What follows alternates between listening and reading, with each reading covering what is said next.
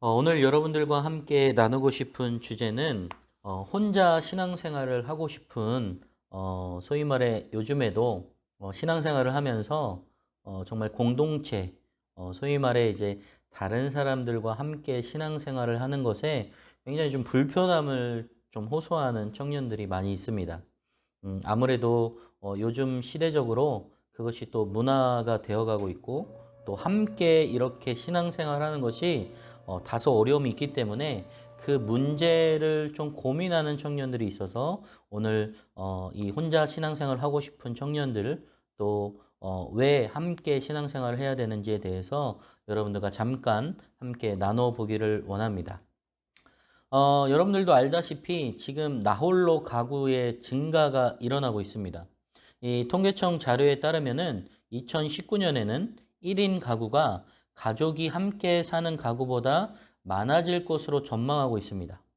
실제로 현재 20, 30대는 혼밥을 즐기는 세대인데요. 그들은 저녁에 직장 동료들과 함께 회식을 하는 것보다 혼자 밥을 먹고 혼자 술을 마시는 것이 더 편하다고 합니다. 이제 외식 분야에서도 이제 간소화 및 단품 열풍이 계속될 것으로 예상하고 있는데 1인 가구가 500만 시대, 이제 전체 가구의 4분의 1이 나홀로 가구에 해당하는 솔로 전성 시대입니다.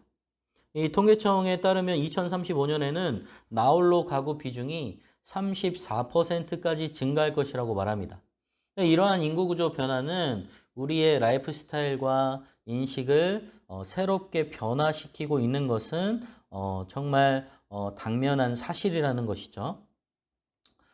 저도 요즘에 보면 가끔 이제 주일에 나오지 않는 청년들에게 왜 나오지 않았냐고 전화를 해보면 혼자 여행을 떠났다라는 친구들이 있고요. 또 어쩔 때는 미리 와서 제가 그동안 오랫동안 준비한 프로젝트가 있습니다. 뭐 이렇게 말을 해요. 그럼 제가 이제 뭐냐고 물어보면 제가 유럽 배낭여행을 가기 위해서 몇 달 동안 또 심지어 뭐 1년 동안 아르바이트를 해서 모은 돈을 이제 가려고 하는데 목사님 한 2주 동안 교회에 나오지 못할 것 같습니다. 라고 정말 너무나 당연하고 또 너무나 당당하게 이야기하는 청년들이 조금씩 조금씩 생겨나는 것을 보게 됩니다. 최근 2019년 비자 글로벌 여행조사 통계에 따르면 최근 1년 사이 나홀로 여행객들이 전체 여행객의 13%에서 24%로 껑충 뛰었다라고 합니다.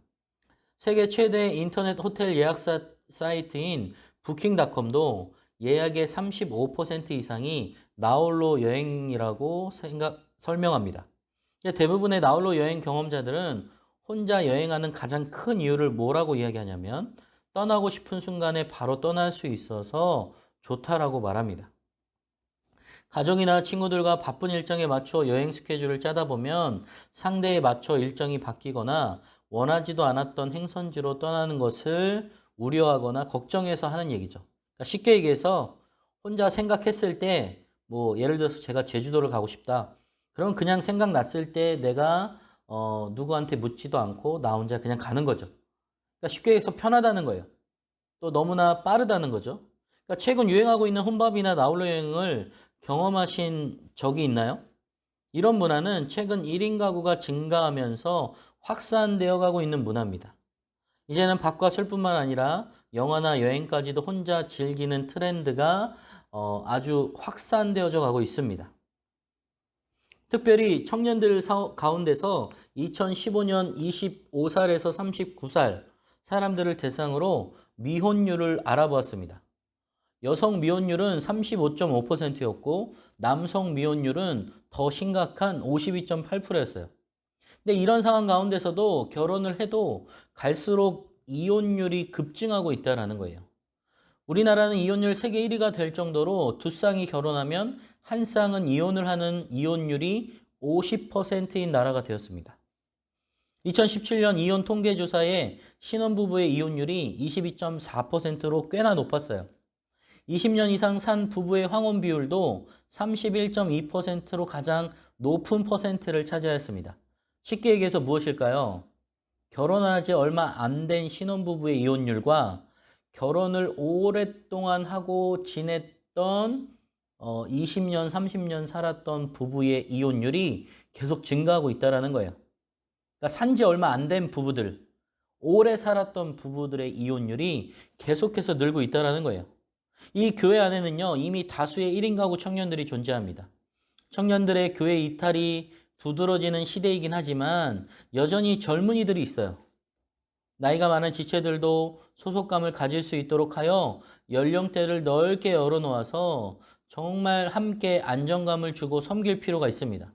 나이가 많아서 조심스럽게 교회를 찾아갔다가 또래 청년을 만나 안도하며 모임 안에서 고민을 나눌 수 있는 공동체가 되어야 된다라는 것이죠. 또 교회 안에는 40세 이상의 청년들이 존재합니다. 어떤 한 교회는 대예배 시간대 한 40세 이상인 청년들은 청년부가 아니라고 다른 이제 장년부나 또 뭐 청장년부나 교구로 가라고 말씀하신 그런 교회가 있다라고 합니다.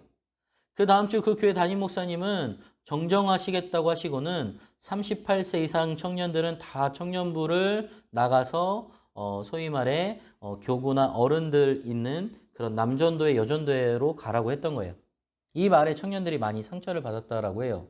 실제로 교회의 한 청년부는 나이 많은 청년 중에 현재 50대 초반인 사람도 있습니다. 이들은요, 교회 사역 경험도 많고 사회생활을 오래 했기 때문에 오히려 많은 지체들에게 선한 모델과 멘토가 될 수 있습니다. 그래서 저희 청년부도 특별히 아랫마을과 윗마을 또 이제 기대하는 것은 또 이제 그 위의 세대들을 더 제가 만들고 싶은 마음이 있는데요. 그것은 뭐 시대적인 부분도 있지만 정말 이 어려움을 겪어왔던 40세 이상의 청년들이 좋은 교회의 버팀목이 되고 또 정말 하나님의 나라를 위하여 섬기는 모습을 보여준다면 그보다 더 좋은 모델은 없다라는 것이죠. 1인 가구 시대라고 할지라도 청년들에게는 무엇보다 공동체성이 중요합니다. 이것은 먹고 마시고 교제하는 것으로 생기는 것이 아니라 친밀감을 통한 소속감이 생길 수 있지만 건강해지는 것은 아닙니다. 청년들은 교회를 선택할 때 공동체의 방향성과 자신이 얼마나 훈련받고 연단될 수 있는지를 중요시 여깁니다. 요즘 청년들이 이기적이고 안일하다고 걱정하지만 꼭 그렇지만은 않아요. 강한 메시지로 채찍질하는 설교를 하지만 오히려 그런 설교를 좋아하는 청년들도 많이 있습니다. 또한 자신을 돌봐주지 않으면 내 교회가 아니라고 생각하고 반대로 공동체에서 체험을 받는다면 거리에 상관없이 찾아갑니다. 이것이 바로 1인 가구 시대라고 하지만 공동체성이 필요한 이유라는 것이죠. 예배나 리더 모임, 특별 새벽기도 외에도 40일 작정기도, 또 뭐 교리대학이나 성경 공부, 각종 교육, 훈련 과정이 있다면 공동체 속에서 더 자연스럽게 녹아져서 스며들어야 합니다. 듣고 배우는데 그치지 않고 지속적인 상담과 돌봄을 통해서 제자 훈련에 참여할 수 있어야 되고요. 멤버 자신도 거기에 뛰어들고 열심히 참여해야 됩니다. 쉴 새 없이 이어지는 훈련이지만 분명한 방향성을 통해서 강하게 훈련을 받고 또 청년들이 회복되고 각자의 고민들이 이겨낼 수 있는 힘과 능력이 생깁니다. 처음 교회 온 지체를 대상으로 실시하는 세가족 교육이라든지 또 그들과 함께 주일 예배와 또 소모임과 셀모임과 또 규칙적으로 헌금생활 11조 성경을 일독하고 또 함께하는 우리 예배 3대 챌린지를 통해서 함께 간다면 정말 함께 모두어가는 함께 성장해가는 공동체 안에서 느낄 수 있고 경험할 수 있는 것이 많다라는 것이죠. 청년들은 가정 공동체에 대한 갈망을 가져야 합니다. 젊은이들이 결혼을 준비해야 해요. 결혼 예정자들을 위한 결혼학교, 또 결혼을 만나 준비하는 결혼 예비학교, 또 신혼부부를 성숙하게 하는 신혼부부학교, 부모로서 준비하게 하는 예비 부모학교를 통해서 우리는 건강한 공동체를 이루도록 해야 돼요. 이럴 때 바른 결혼 재정관, 또 미생을 넘은 완성의 건강한 가정관, 결혼생활 난제와 해결법, 삼위일체와 가정건축법에 대해 조금씩 배워갈 수 있다는 것이죠. 교회 공동체는 교회 안에 이성교제를 적극 권장은 아니더라도 허용하지만 거룩하고 건강하게 이성교제될 필요가 있습니다. 그래서 저는 공개 연애를 더 여러분들에게 권장합니다. 왜냐하면 공개 연애를 하면 할수록 사람들이 알고 있기 때문에 의식하고 조심하고 또 서로 견제하며 또 도와주는 그런 역할들이 있습니다. 물론 불편한 것도 있죠. 다 장단점이 있어요. 그러나 서로가 조심하며 정말 건강하게 그 교제를 할 수 있다라는 부분에 있어서만큼은 저는 꼭 오픈 연애를 권장합니다. 그리고 사역자분에게 이야기하면서 꼭 기도 부탁을 받는 거죠. 그러면 두 사람의 교제를 위해서 기도해 준 사람도 있고 또 조심하면서 그렇게 서로 존중하며 갈 수 있다는 거죠. 다른 청년들도 결혼하는 커플을 통해서 도전받을 필요가 있어요. 그러니까 무슨 말이냐면 막 부모님들이 늘 잔소리하는 제가 결혼했으니 너도 결혼해라 너는 왜 안 가냐 이런 거에 스트레스 받지 마시고 저는 여러분들이 다른 사람들이 결혼하고 또 내 주변에 친한 사람이 결혼할 때 좌절하거나 실망하거나 낙심하거나 나는 그동안 뭐 했지? 라고 하면서 여러분 안타까울 필요가 없어요. 오히려 그럴 때마다 더 기도하며 더 소망해야 돼요. 결혼을 준비하다가 실패하여 나이 든 청년들이 많이 있습니다.